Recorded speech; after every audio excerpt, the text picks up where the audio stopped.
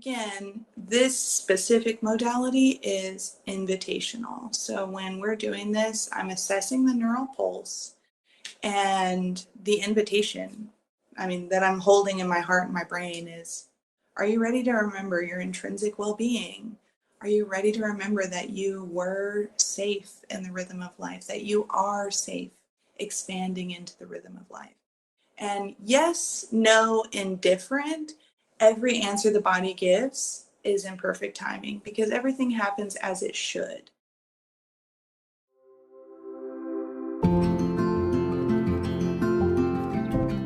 Welcome to Room to Evolve. I'm Jessica Goulding. These episodes are here as sources of inspiration to help you notice what might be calling you into something new, even if, or especially if, it doesn't make any sense. When there's a stirring in your heart or a nervousness in your belly, I hope you pause and notice. I hope you enter into a little inquiry around what that might be. It doesn't matter if you're in your 20s figuring things out, or right in the middle of building your life, or on the other side of retirement wondering what's next. Following those inner nudges can lead us to scary thresholds, yes, but also to a more colorful and fulfilling life and purpose. It might not always look grand on the outside, but when it comes from something deep within you, it's exactly enough. Before we meet this month's guest, I want to invite you to visit roomtoevolve.com.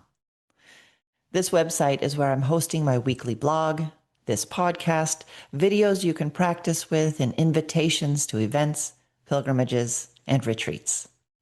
I created it to not just be a website, but a place, a room, where you can step out of the noise and into a quiet space. It's connected to Substack, and I hope you decide to subscribe.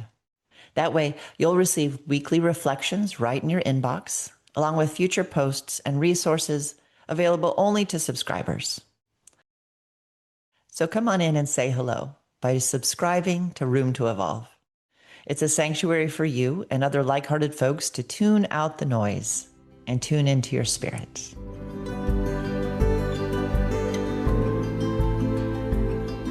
Four years ago, if you suggested I get a massage for stress or relaxation, I would have said thank you, but no thanks. I really didn't like them. Even if I kind of felt okay during the massage, I always left feeling like it was a waste of time. I didn't feel better.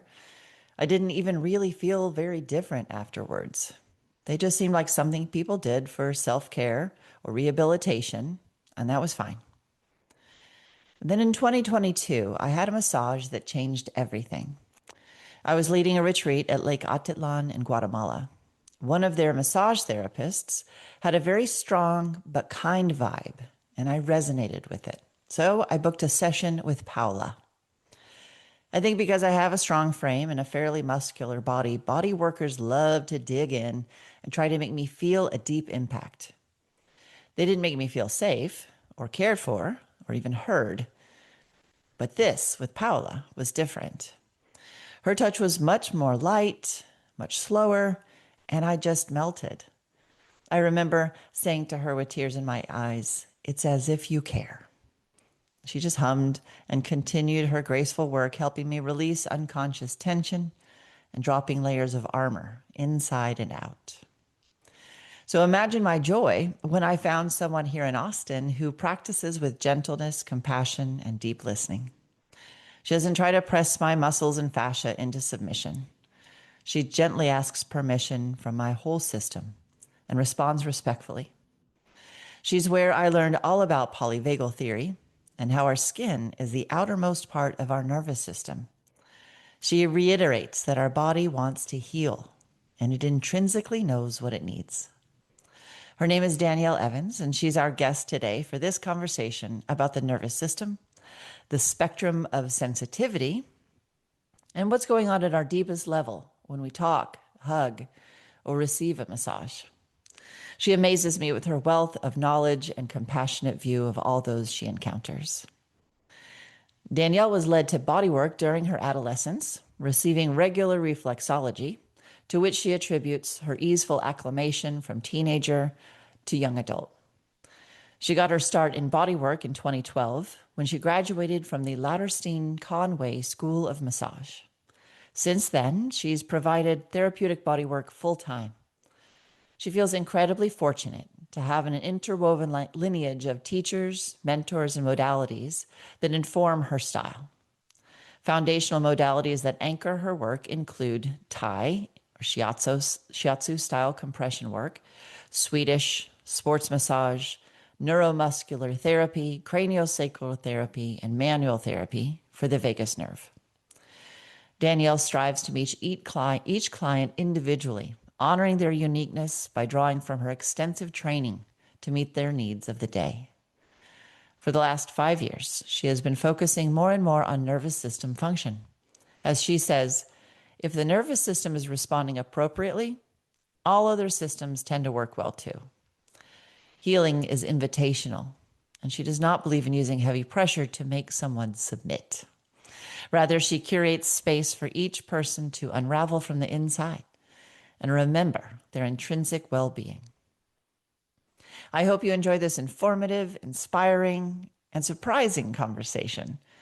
And I hope it opens a window for you into a whole new room, a new way of addressing your body, listening to your nervous system, and respecting your intrinsic knowledge of what you need to heal. Danielle Evans, welcome to Room to Evolve. Thank you so much for having me, Jessica. I'm really excited about this. Yeah, this conversation has been percolating for quite some time, so I'm very excited to have you here. I go to you for body work, and the part that I love as much as the body work is our conversations before and the processing we do after. So I have come to know you as a very wise and intuitive woman, and also very integrated from all the different modalities that you have studied and learned. This is how I know you're not simply doing, I'm doing air quotes like massage or, rubbing muscles and lubricating ligaments, although you are. But you are also addressing the whole mind, body, and spirit with your work. And you do lots of different kinds like shiatsu and Thai, Swedish sports, deep massage, cranial sacral work. But my favorite is the polyvagal manual therapy. And so that is one of the main reasons I wanted to bring you on, because I have just had such great experiences with that. And of course, we can talk about all the things you do. But just to get us started, would you mind telling us what is polyvagal manual therapy and how does it work, or anything that lights you up to say about this practice? Yeah, totally. Yeah. Well, polyvagal theory is Dr. Stephen Porges' baby theory. And I learned manual therapy for the vagus nerve from a chiropractor, Dr. Jeff Rockwell.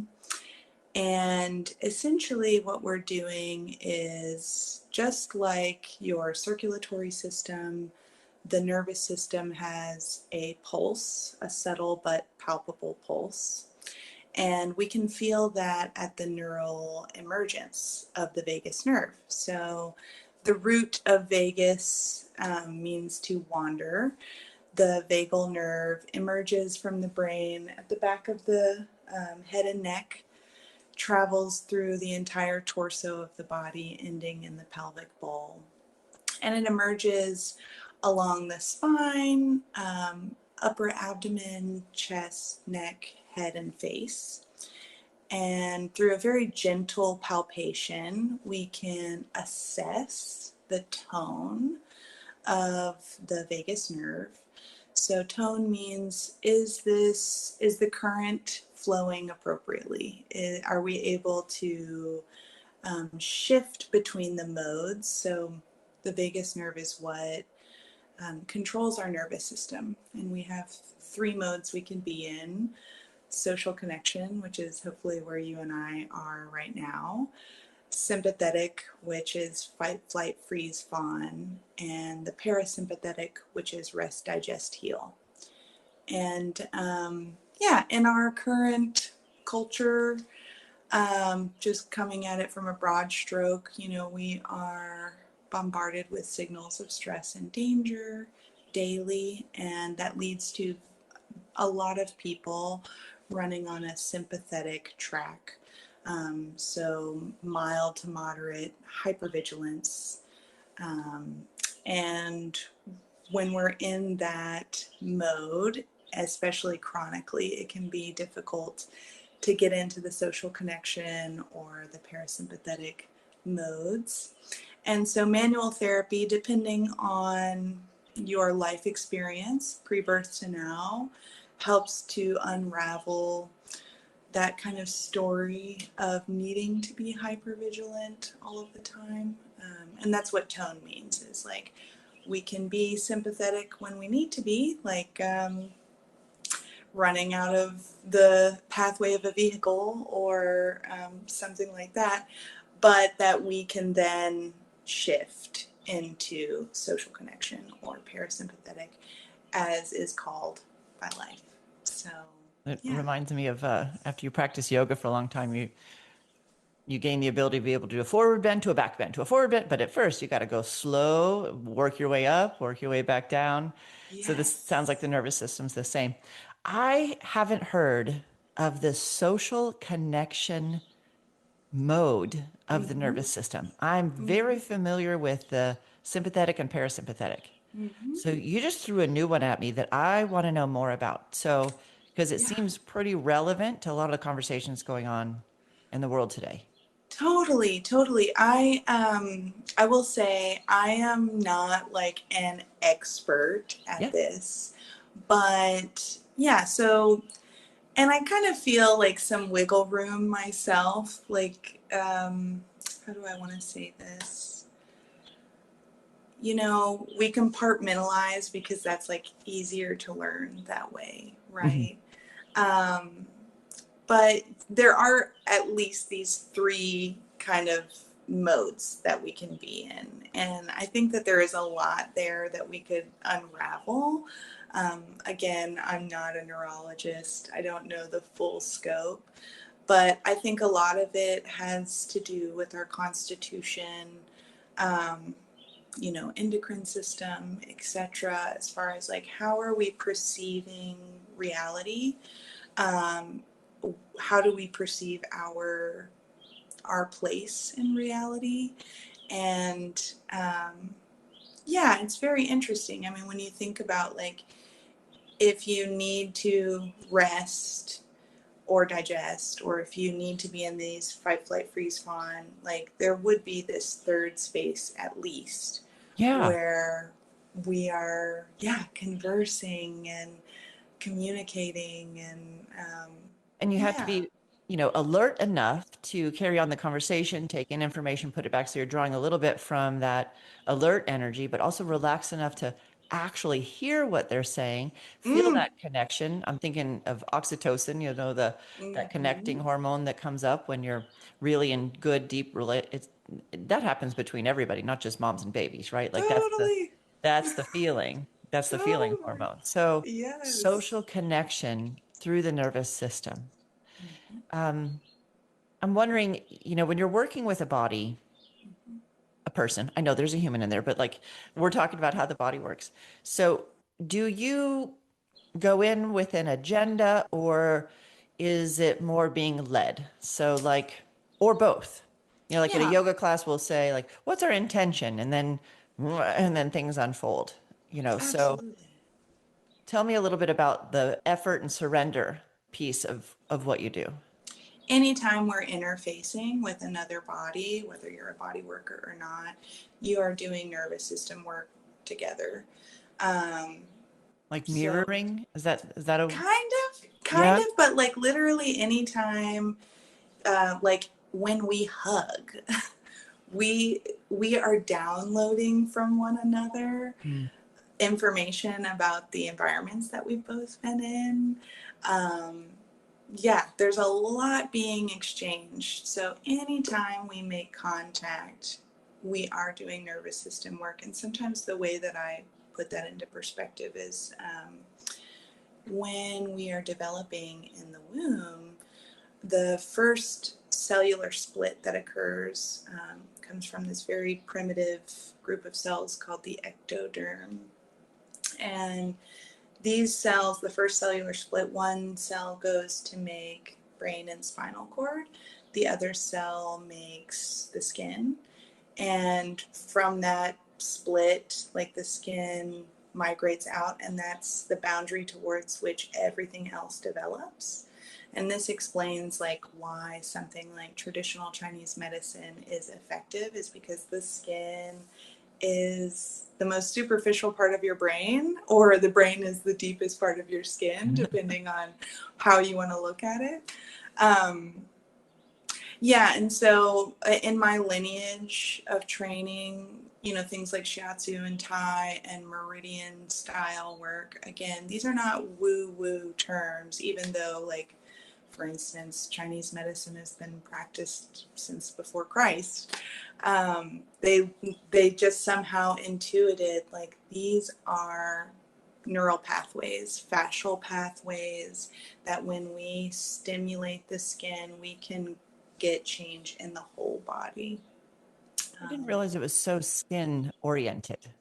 Yeah, well, I mean, you are still, you know, again, compartmentalization is great for learning, but yeah, the I see. skin is this circuit board. It's the brain. And So when someone is highly sensitive, maybe to like tags in their shirt or, you know, mosquito in the ear, like people who have more greater sensitivity, mosquito in the ear is more sound, but, you know, to touch maybe, or even the feeling of food in their mouth. You know, there's people who are hypersensitive about the way things feel on their body.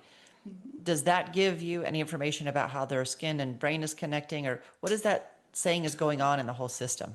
totally, I mean, sensitivity, I mean, it's there. It's in the one word of like, Oh, I'm sense. sensitive. Yeah. Yeah. I believe, you know, I've done a lot of studying as far as like the metabolic system and the endocrine system. I believe that the divine design of the human body, that we are actually designed to be resilient. And when someone comes in with those sort of sensations and symptoms, it signals to me that they are already like stressed in one way or the other, whether it be emotional stress, environmental stressors, etc. With someone like that, there are kind of slow wading into the pool slowly methods that I would work with them. Um, yeah, and you know, oftentimes when I'm working with someone like that, they know like this is not something that I'm enjoying, and how do I unravel this? When you say With this, you mean what the manual theory? hypersensitivity, Oh, yeah, they're not. Yeah, hypersensitivity. yeah. Um, yeah, so there are things that they can do themselves, different exercises. We can start with very distal work. So, like, let's say, you know, I worked with a woman once who, like, really did not like touch at all. And she came to me and said just that, and knew that it was for her, it was a problem. Mhm. Like, she knew, I want to change this. And so for her, we started just working on her feet, fully clothed, 30-minute session, just doing feet. And then very slowly over building a repertoire together, that shifted to where we could do, you know, an hour and then full body. And yeah, I think it's important to realize that the body remembers, truly does, pre-birth to now, every experience, every impact, physical, emotional, spiritual. And we are vibrational beings. Um, we metabolize through vibration. We express through vibration. So, speaking, laughter, crying, shaking, dancing, throwing a tantrum, these are all ways that we let go of energy. And um, many people end up with stories that are informing their reality of, like, let's just take the tantrum as an example. Even if you have the most lovely parents, let's say mom is out shopping for Thanksgiving dinner and she's at Whole Foods and it's bananas in there, and you're 3 years old and you're frustrated and you let that go, like, your mother might put a cap on it and say, like, no, not right now. Well, that programs, especially the pre-birth to 7, that programs the subconscious of, like, what is acceptable, what is not acceptable. And so when we're doing body work, we have the opportunity and the invitation to look at some of these narratives and notice, is this true? Like, is it really not okay to be frustrated, or is it really not okay to cry? Yeah, and depending on how deep people want to go into that, the body, like I said, it does keep the score pre-birth to now. Yeah. So, Like earlier you said, when you give someone a hug, you're kind of downloading everything that body has been doing, um, like how they got there, like you give somebody a hug and you're yes, like, ooh, there's something in me that knows, well, you've been in traffic, or, ooh, yes, your day has been rough. yes, And I assume that's a spectrum where, of sensitivity, of yeah, either by choice of like, I don't really want to, I don't know how much of it is our choice, our well, sensitivity. yeah, I mean, I'm trying to remember the doctor that I heard speak on this. I want to say his name is Dr. Zach Bush. Talked about, like, the biological exchange of a hug. There are studies done, like, in um, cold and flu season, that if you get, I can't remember if it's like 7 or 10 hugs a day from I, different people, yeah, I that recommend 8. you're, Yeah. yeah, that you're, like, I don't know, like 80 to 90% less likely to get ill. And that's because we are exchanging information and our immune systems are, like, able to be more resilient, um, to Wow. what we may encounter in our little nucleus. Because if you're hugging someone today, that means that they're somewhere around you, generally speaking. They might not, maybe they fly to LA or something, but generally speaking, the people you'll be hugging are very micro local. I see that it really can be so broad depending on exactly what you said, being how sensitive you are, if you're highly empathetic, which is a nervous system response, being highly empathetic. That means you're taking micro reads off of people. I mean, you're making me think of us like trees. You know how trees share all that information in the roots once, and Yes. they like send information about the disease that's coming. And I mean, that makes me feel like kind of a tree or an alien that without Yes. knowing it, we're sharing some environmental information that can be helpful. Yes, yes. And I love Tree. I love Alien too, but I think really what we're fighting is this narrative of, like, a subconscious narrative that we are not nature, and we are. Like, I may be in this air climate controlled place and I might have water in my home and all of these gadgets and stuff, but when push comes to shove, I am the daughter of nature and God. And yeah, I think that there's a lot of reflections in the natural world that reinforce that and help us to remember. Because my story is that a lot of our neurosis or pain comes from that, yeah, dismembering of our place in the rhythm of life. Yeah, that's one of the phrases that you use that I love, and the other one. We're going to come to that in a minute, but Mm-hmm. remembering intrinsic well-being. That we are Yes.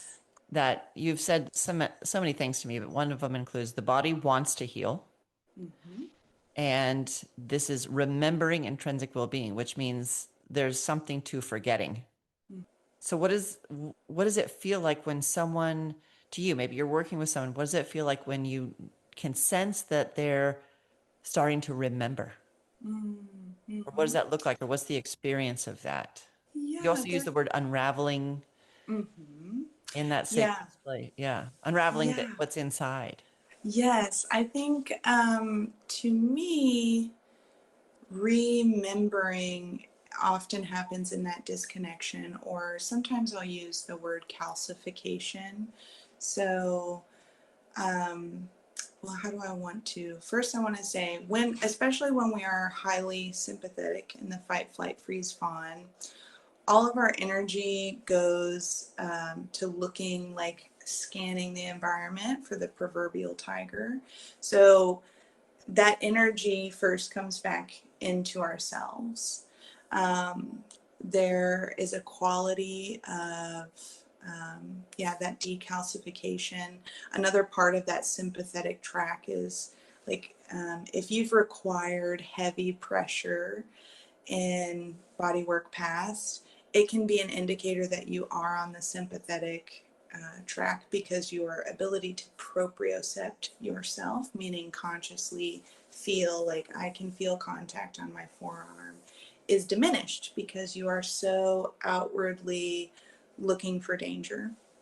Okay. Um, Um, yeah, yeah, I have a question about that. Am I interrupting your train of thought though? I no, don't want you to can do go that. ahead. I'll remember. Um, because without saying this good that bad, I like there's zero Mm-hmm, judgment as to how people want to be treated in their bodies, and there are some mm-hmm, of us who only want to be like barely touched or manipulated, and there are some who want like that deep tissue, like go in there and go get it. And mm-hmm. so you're saying that just has to do, or part of what it has to do is, it sounds to me like if you want to be dug into that there's some protective things happening, or maybe that's what you Totally. mean by calcification. Yes. Yes. I mean that there is already an armoring, physically and emotionally. Um,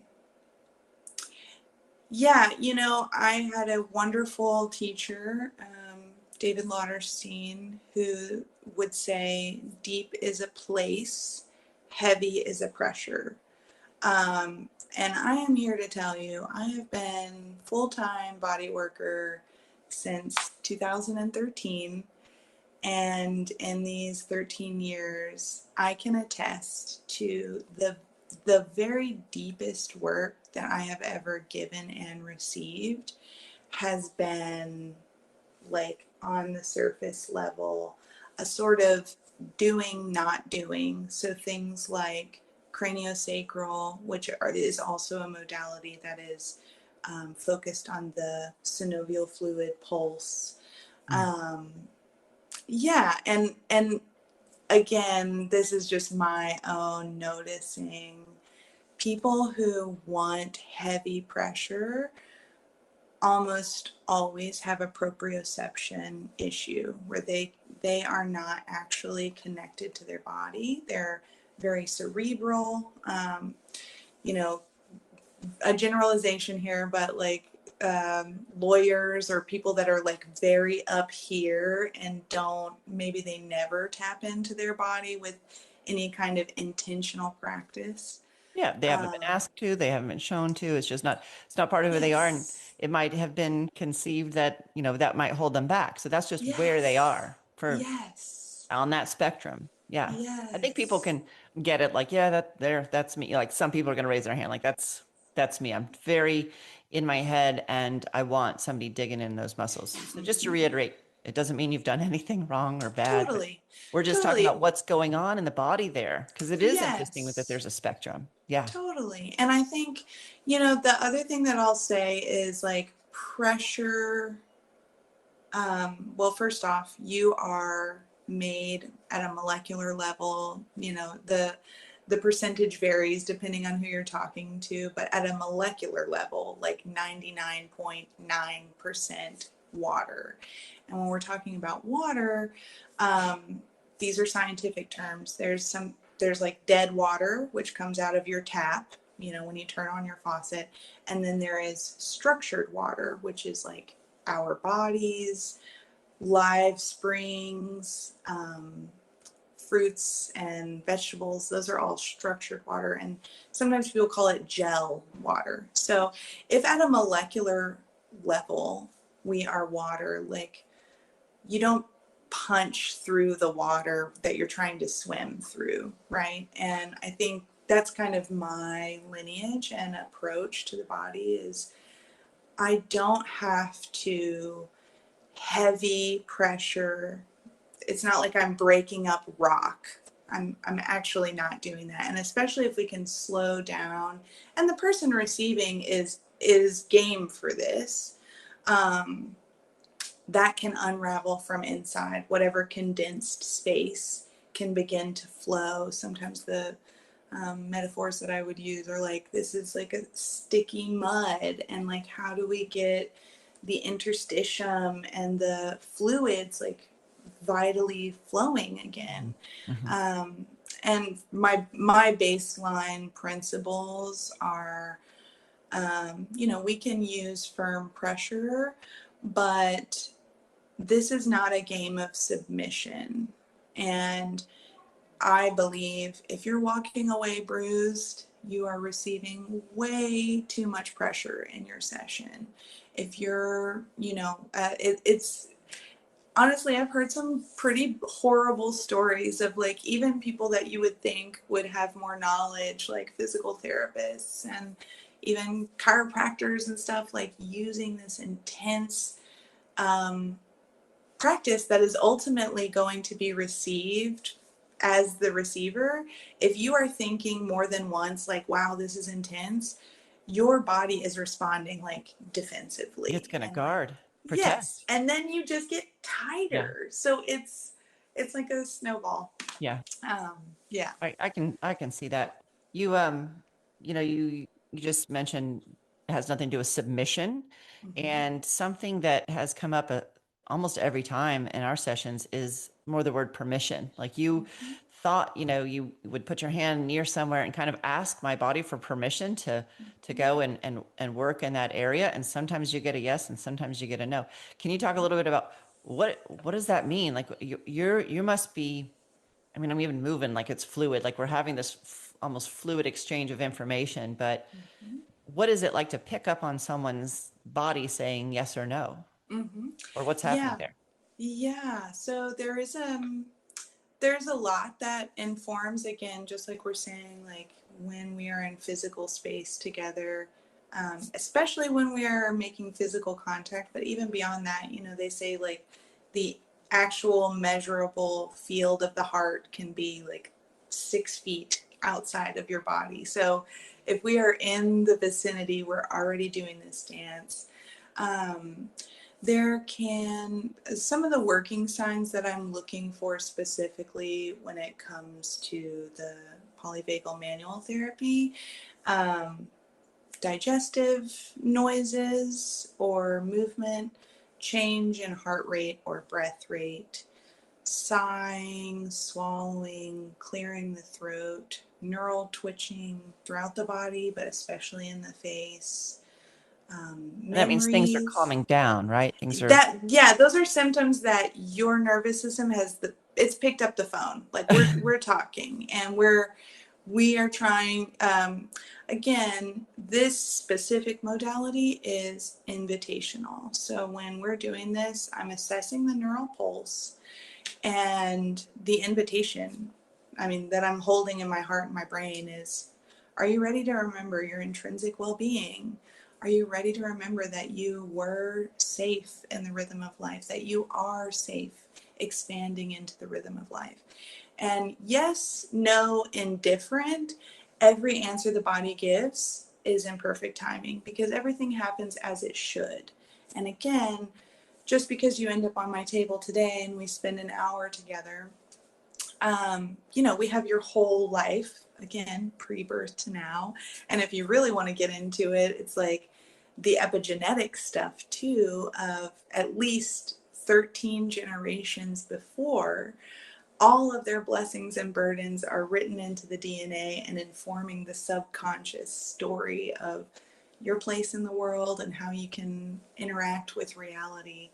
So yeah, so specifically when we're doing these sessions, there are a lot of cues that I get from the body, and each hold for this work is generally 30 seconds to a minute.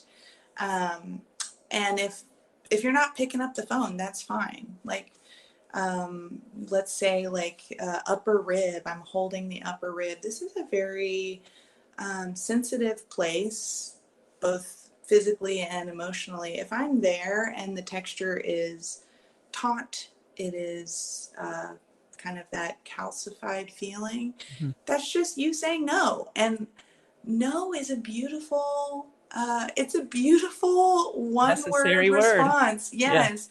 To be able to say no and to honor that. Mhm. Um, is tremendous, because this is one of the first things that we learn in our development, like 3, 4 years old. If you've been around that age of a person, know and how often they get to say no and how often that is honored. It's yeah, it's like you're at the will. It is a question of free will. And so, especially when it comes to body work, we can unravel like, hey, if it's a no, it's a no, and we can move on. There are many territories, just like the big wide world. Your body has many territories, and if one place is a no, and it can be a no for as long as it wants to. So there's no judgment on my part, and there's also no savior complex on my part, which I think you can find in body workers and any person that does any kind of therapeutic work. Yeah. I think we have to be careful with who we are working with, because the only healer is the self. I can only facilitate a space and an invitation, and you can yes, no, indifferent that invitation. And that's a beautiful thing. And I honor that, because that's your process. I think Yeah. that is so perfectly put. Like the modalities that I work with, yoga therapy, chakra work, labyrinth, they're all kind of spaces for the person to do their own healing. Like if you have a yoga therapy practice, it's not because I'm this genius that said, hey, lift your arm and breathe in and then exhale, put it down. It's you working with that movement and breath together and deciding, yeah, I'm going to do this. And then that intrinsic healing comes out. Or Mm-hmm. just, I tend to over orchestrate some of my labyrinth walks, shocker. But Mm-hmm. all you have to do is walk. And Mm-hmm. in that journey is when the yeses and the nos come, and the nervous system does shift down. Like you're saying, it's almost like that walk on the earth is like a touch from the body worker. It's just, you're just Yes. moving along and letting yourself, I love the way you say unravel from the inside. Mm-hmm. And I mean, doesn't that make sense to the language we use around our body? Like my gut is in knots and you're saying unravel. Mm-hmm. It's Mm-hmm. all right there. How does this kind of work and way of thinking affect you and your relationships and things like that? If you don't mind sharing. Yeah, of course. Yeah. Honestly, learning about the nervous system has, oh, it's like bringing up emotion. Like I can really feel my heart expanding considering the question. It has made me feel so much compassion and grace for literally every person that I meet. The short headline on that is, I truly believe if I lived your experience, Jessica, pre-birth to now, I would have made every single decision that you have made. I would have made every adaptation. And that's true literally for every single person out there. I really believe that we are all doing our best with the abundance or lack of love, the abundance or lack of resource. And while it might be maladaptive, while we might make maladaptive choices, from the perspective and the position and the reality tunnel that someone is living, I just intrinsically know that I would be doing the exact same thing. And that grace and compassion, even when it comes to like being in traffic and someone is driving like a jerk, it's like, who knows? Like, I use that example because, often if we have suppressed anger and we don't feel comfortable with our anger, that can be one inconsequential place that we can be like, "Rah, rah, rah," and safe inside our little steel box. Or maybe they're rushing off to the hospital to Yeah. say goodbye to someone. And we just don't know. We literally don't know. And I've got goosebumps in that not knowing. And it just helps me check myself. Like if I'm met with someone who is presenting with, wow, you're really sympathetic. You're clearly high strung, clearly hypervigilant. There are a lot of cues non-verbally, and I'm not in a place of privilege. Like we all are constantly having a non-verbal conversation with each other. And yeah, so it's given like more grace to strangers, but then also especially to the people that I'm close to myself, and just recognizing, my own maladaptive patterns, and what really getting into the marrow of like, why would I, XYZ 1, 2, 3, and then finding ways to support myself, whether that means like doing yoga or doing vagal exercises, or I'm a really big fan of something called bioenergetics, which they are movements, exercises that really tap into that vibrational aspect of the rhythm of life, and that vibrational work shedding some of the armoring so that we can feel less fearful, so that we can feel more comfortable with anger, etc. Yeah, and it can be so simple. It's really just a practice of shaking the body down and Truly, moving things, like just moving the energy through. truly. What you're saying, it's resonating with. It's funny. You got to hear some things a few times. But I was on a walk with my friend, Dr. Deb Kern. I've had her on previous episodes, and we were talking about politics and that kind of thing. And we're on the same side of the fence, I'd say. But what she offered was something that sounds exactly like you're saying. And hers was, I try to remember that if I believed and had the information that you did, I too would come to that conclusion. Mm-hmm. And if we can like see each other that way, I've just started the practice, and it's helpful. It's not habitual. Mm-hmm.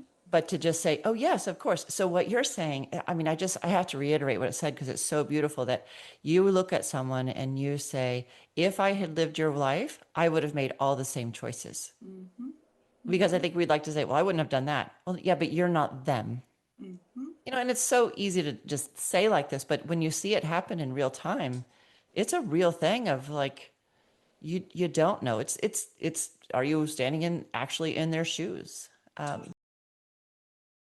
Well, like Yeah. I've got two other things. One, Yes. I cannot finish this interview without saying my favorite thing that you've ever said. And we've hit a lot on it, but I'm just going to invite you to expand it. And that is, the nervous system responds to a whisper. Yes. Because when you said that, my Yes. heart melted and I was like, it made me want to cry. Just like, Mm-hmm. yes, Yeah. because you were the first gentle massage I received. No, second. Um, because it was the first one that made me go, oh, I need it to be gentle. And Mm-hmm. then when our first meeting, you said, well, the nervous system responds to a whisper. I was like, please whisper. So, yeah. Mm-hmm. So can you just tell me Yeah. a little bit more about that? Totally. I want Totally. everyone to know about this. Um, Again, this, I really can speak to my experience of seeing this on the table and also receiving it. Um, I'll kind of side travel here in homeopathic medicine. So homeopathic medicine is like very micro dose, either minerals or plant matter dosing. And there is, they call it the ardent Schultz law in homeopathy. And I think it definitely is prevalent in the way that I work and see body work happen. So Ardent Schultz talks about different stimulus and how the physiology is responding. So if I use heavy stimulus, I am inhibiting the body. If I use moderate stimulus, I am suppressing. So I've got like a little bit of physiological response, but it's still suppressed. If I am lightly stimulating, I am exciting the body. It's like And it's a little knock on the door draws the energy forward. yes, yes. Oh, And like you whisper and somebody has to lean in. yes, Your nervous yes. system leans in. Yes, exactly. And again, I think a lot of this comes down to, yeah, like invitational or submission. I'm going to ask you the last question, which I've been asking all my guests. Um, and that is, a lot about this podcast is about hearing a call, passing a threshold, acknowledging moments in your life that need to be acknowledged, or that one decision made all the difference, or a change of heart, just to practice awareness of these times in our life. The question is, what is a threshold moment in your life that you Mm, would be able to share with us? mm. Yeah. Well, admittedly, like my brain went to like the biggest threshold that I just went through recently, um, which was grief and loss. Um, Headline last year, I lost three close people to me, um, and all within like less than a year's time. And it's interesting, the analogy that I used that feels like most fitting is like at the table of life. Um, it's in those, especially grief, there are kind of two poles. One that totally retracts and is like, I've lost my appetite. I do not want another bite. And then the other is, wow, isn't this amazing that I get to taste the intricate layers of flavor in this experience? And I think that most threshold moments, at least with the folks that I've talked to and shared that analogy with, it is fitting. It's like, it's that difference between calcifying by like pushing your plate away and be like, no more, or really going forth with that sacred heart energy and allowing life to happen. Um, because seasons come and go, and no season is better than the others. It's like grief for me was very autumn and winter, and it's like all of the energy went back into myself. And then what happens is, the energy rises with spring, and then new buds happen, and really life is expansion, contraction, contraction. That is the rhythm of life. And to go with grace, yeah, I think I really try to balance those two poles of, I honor when I feel retracted, but I really try to strive also to remember, like, this is an incredible experience. Yeah. I'm like getting choked up even just Yeah. thinking about it. Like, I love you, Jessica. I get to love you. I get to reflect with so many beautiful, delicious people who all have different stories. Like, this is the best drama you could possibly have. Yeah. There's no better story. Yeah. Yeah. So, Wow. That is so beautiful. I appreciate you sharing that because yeah. It's not, grief is hard to talk about for a lot of Mhm. us. And, Mhm. you're reminding me of like a bathroom floor moment where my Mhm. heart is breaking. And yet sometimes I want to be there because I felt so deeply. The veil was parted and it was like, this is the stuff of life, Mhm. Mhm. and not to, not to make light of anybody's experience. If they're like, I don't want to be in that moment. I totally get that. Nobody does. But Mhm. sometimes it reveals, like you're saying, such a beautiful spectrum. And Mhm. all of those maybe are available at each threshold. Like Mhm. which door are you going to choose, right? You want to engage with Mhm. this experience and let it form you and change you and make you someone who can be of service to others that go through this same doorway? Or do you want Mhm. to keep that door locked? Mhm. And, you Mhm. have to ask permission to enter either door. If we're to go Mhm. with the conversation we've been having, like just knock and you'll know, is this a time to not go through that door? Or is this a time to go open through that door? Totally. Yeah. Totally. Well, see, this is why I wanted you on, because this is where we end up. Are This these? was so stimulating and pleasurable. Thank you so Yeah. Thank you much. so much for sharing your mind and your heart and your smile and your energy and knowledge and intuition with us. Mm.